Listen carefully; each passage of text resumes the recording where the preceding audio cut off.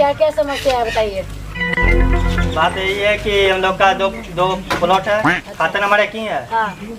पता इस नहीं चल रहा है मेरा कौन है और मेरा छोटा भाई का कौन है। इसी बात के लिए हम झगड़ा चलते रहता, हमेशा झगड़ा चलते रहा है। आपका क्या समस्या है? समस्या है कि एगो रोड पर जमीन है, एगो रोड के अंदर है। अच्छा, हम कहते हैं कि ये मेरा है, ये कहता है कि ये हमर है। ये अभी चेक करके बताते हैं।